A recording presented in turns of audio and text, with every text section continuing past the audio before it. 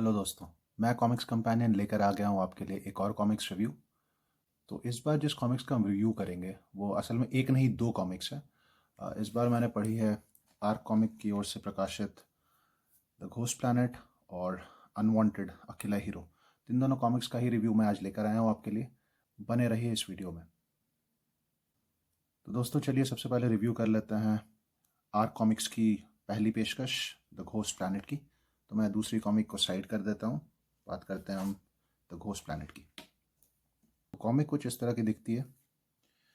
इस कॉमिक का साइज़ है जो नॉर्मल ग्राफिक नॉवल का साइज़ होता है, बुलजाई या फिर स्वयंभू कॉमिक्स या फिर होली का, उसी का साइज़।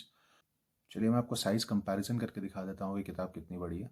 जैसा कि मैंने आपको बताया, इसका साइज़ नॉर्मल ग्राफिक नॉवल के साइज़ का है। बुलजाई या फिर स्वयंभू कॉमिक्स आप देख सकते हैं बिल्कुल बराबर है।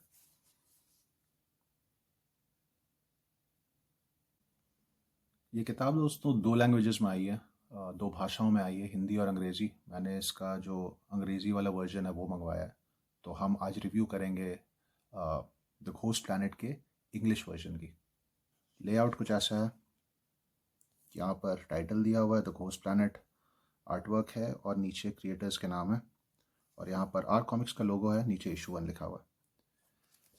पीछे अगर देखें तो एक पैनल है या फिर कहानी में से एक चित्र है और उसके नीचे समरी दी हुई है, कहानी की सिनॉप्सिस है। आर कॉमिक्स का लोगो है यहाँ पर बॉटम लेफ्ट कॉर्नर में और राइट में प्राइस लिखा हुआ है 179 रुपीज़। तो चलिए अब बात कर लेते हैं कॉमिक्स के कहानी की, इसके आर्ट वर्क की और ओवरऑल ये कॉमिक्स कैसी है।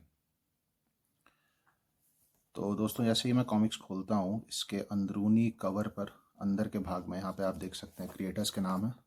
Story script Ishan Nagpurwala, art Sumit Sinha, colouring Ritin Saroha, lettering Raviraj Ahuja ji ने किया है। कवर है दीपजॉय सुब्बा का, colours Harendra Singh Saini, English translation जो है वो अश्विन कलमाने का है और पब्लिशर ईशान नागपुर वाला।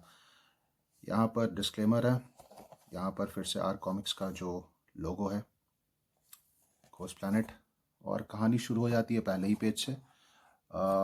कहानी बहुत ही सिंपल है दोस्तों, बहुत ही बेसिक कहानी है। तो ऐसा है इसमें कि 5 एस्ट्रोनॉट्स या फिर 5 अंतरिक्ष यात्री आप कह सकते हैं, वो भारत की ओर से भेजे जा रहे हैं चांद पर। और ये पहली बार है जब इंडिया की तरफ से कोई एस्ट्रोनॉट मून पर जा रहा है।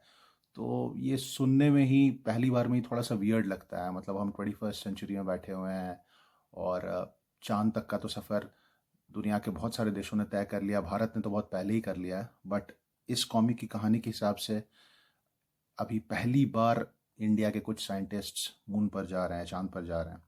रास्ते में उन्हें एक दूसरा ग्रह मिलता है जो कि प्रकट हो गया अचानक से और उसे ही घोस्ट प्लैनेट कहा जा रहा है।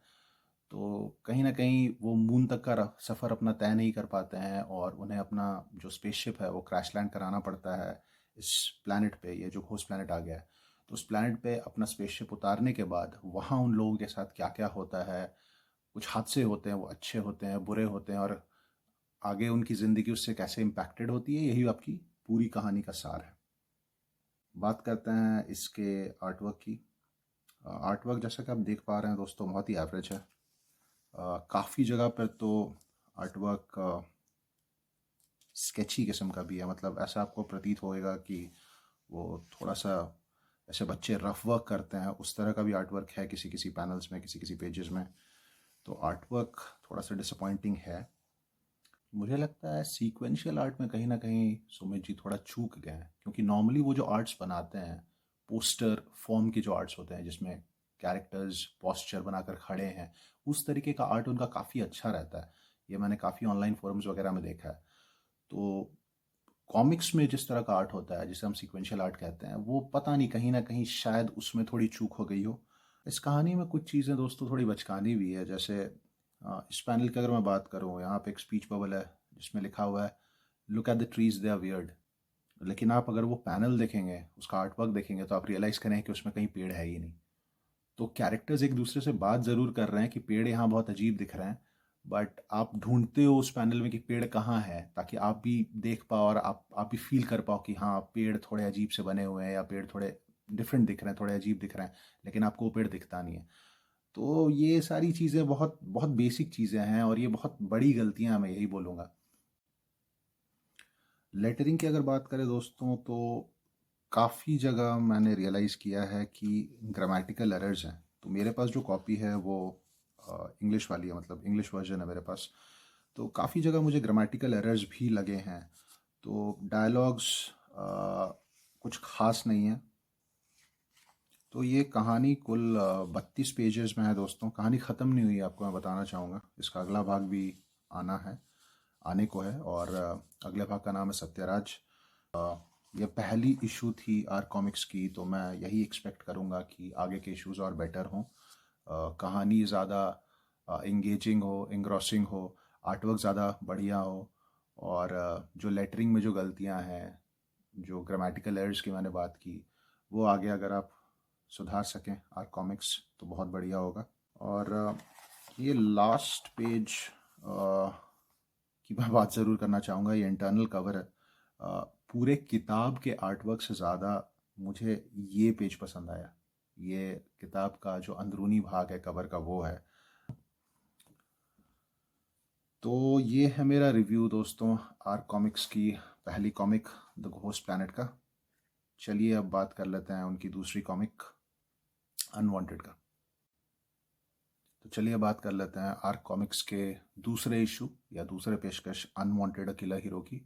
जैसा कि आप देख पा रहे हैं, इस कॉमिक का भी मैंने इंग्लिश वर्जन ही मंगवाया है। तो कवर कुछ ऐसा दिखता है दोस्तों। सिर्फ टाइटल है इसमें, यहाँ पे आप कहीं भी आर्क कॉमिक्स का लोगो नहीं देख पा रहे हैं। क्रिएटर्स का नाम भी यहाँ पर नहीं है, एटलीस्ट फ्रंट में। अगर मैं आपको बैक कवर दिखाऊं तो सिमिलर है पहले इशू की तरह ही। यहाँ पे आपको सिनॉप्सिस मिलेगा कहानी का। यहाँ पर 3 पैनल्स जो कि कॉमिक से ही हैं। यहाँ पर बॉटम लेफ्ट में आपको आर कॉमिक्स का लोगो दिखता है और यहाँ पर प्राइस दिखती है 179 रुपीज़, पिछले इशू की तरह ही। और नॉर्मली जैसा कि सेलर्स 10% ऑफ देते हैं, आपको ये किताब 161 रुपये की पड़ जाएगी डिस्काउंट के बाद। तो चलिए अब बात कर लेते हैं इस कॉमिक के कहानी की, इसके आर्टवर्क की और कुछ अन्य टेक्निकल एस्पेक्ट्स की।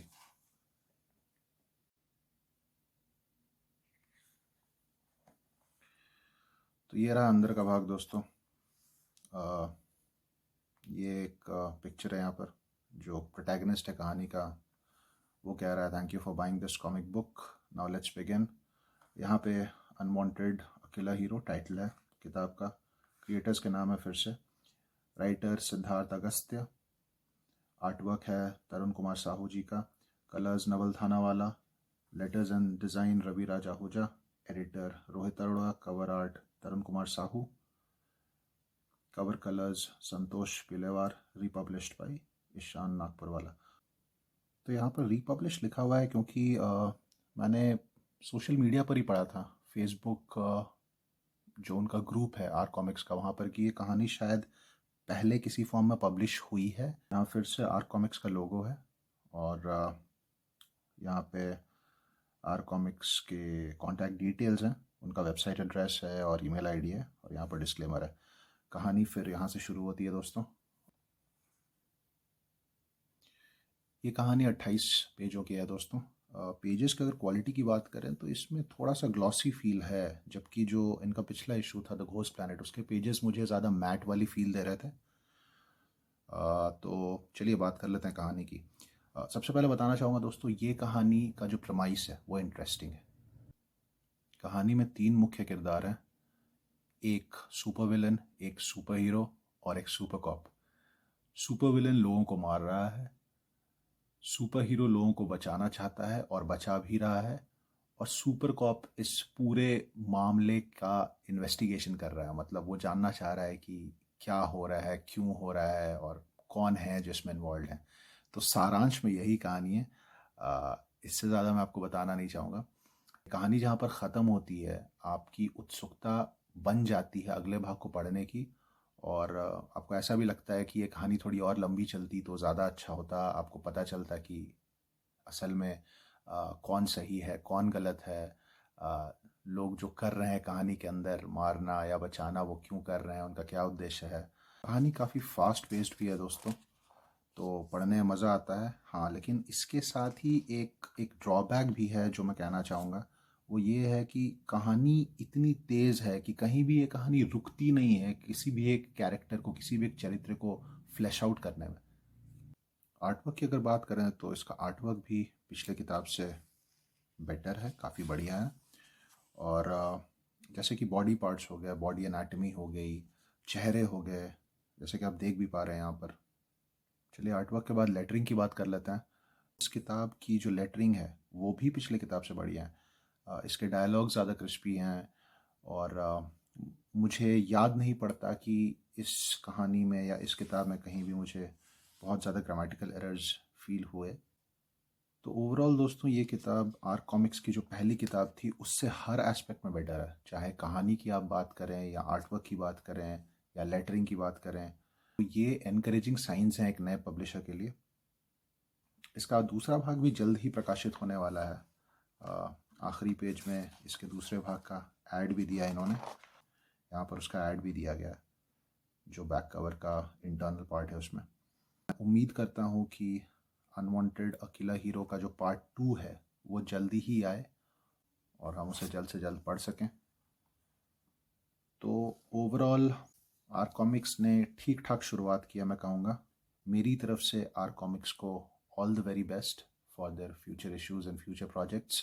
दोस्तों ये था मेरा रिव्यू आर कॉमिक के पहले और दूसरे इशू का। अब आपसे मुलाकात होगी एक दूसरे वीडियो में एक दूसरे कॉमिक रिव्यू के साथ। तब तक के लिए take care of yourself and bye bye.